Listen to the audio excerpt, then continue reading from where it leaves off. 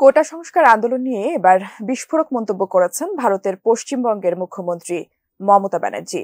তার সাম্প্রতিক এক মন্তব্যে প্রতিবাদ জানিয়েছিল বাংলাদেশের পররাষ্ট্র মন্ত্রণালয়। এরই পরিপ্রেক্ষিতে মমতাকে কড়া বার্তাও দিয়েছিল ভারতের পররাষ্ট্র মন্ত্রণালয়। তবে সেই ঘটনার 24 ঘন্টা পার হতে না হতেই মোদী সরকারকে পাল্টা হুঁশিয়ারি দিয়েছেন পশ্চিমবঙ্গের এই মুখ্যমন্ত্রী। প্রশ্ন জাগছে, কি এমন বলেছেন মমতা? জানাচ্ছেন শেখ ফরিদ। এবার কোটা ইস্যুতে বাংলাদেশিদের আশ্রয় দেওয়া নিয়ে নিজের মন্তব্যে অনড় থাকলেন পশ্চিমবঙ্গের মুখ্যমন্ত্রী মমতা ব্যানার্জি।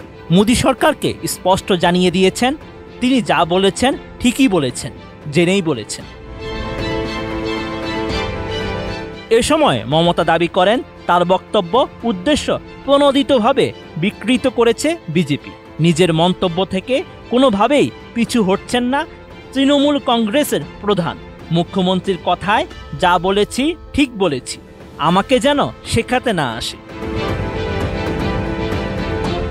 বাংলাদেশ প্রসঙ্গে প্রশ্নের জবাবে মমতা ব্যানার্জি জানান, তিনি যুক্তরাষ্ট্রীয় কাঠামোর বিষয়ে গভীরভাবে অবহিত। এছাড়া 7 বারের সংসদ সদস্য এবং 2 বারের কেন্দ্রীয় মন্ত্রীর দায়িত্ব পালন করেছেন তিনি। অন্যদের চেয়ে পররাষ্ট্র মন্ত্রণালয়ের নীতি ভালো জানেন, তাকে পররাষ্ট্রনীতি শেখাতে হবে না। এর আগে 21 জুলাই ভারতের ধর্মতলায় এক সভায় মমতা জানিয়েছেন, বাংলাদেশ নিয়ে কোনো কথা বলতে পারেন না তিনি, যা বলার ভারত সরকার বলবে।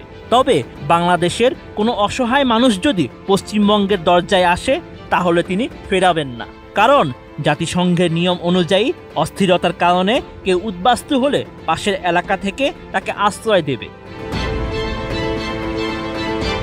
তবে মমতার ওই মন্তব্যকে সহজভাবে নেয়নি ঢাকা। এই বিষয়ে প্রতিক্রিয়া জানাতে গিয়ে বাংলাদেশের পররাষ্ট্রমন্ত্রী হাসান মাহমুদ জানান, মমতার প্রতি যথাযথ সম্মান রেখেই বলতে চাই, তার সঙ্গে ঢাকার সম্পর্ক অত্যন্ত চমৎকার, ঘনিষ্ঠ ও উষ্ণ, কিন্তু তার এই বক্তব্যে বিভ্রান্তির সুযোগ রয়েছে। এই ব্যাপারে ভারতের কেন্দ্রীয় সরকারের কাছে লিখিতভাবে অভিযোগও জানায় বাংলাদেশ।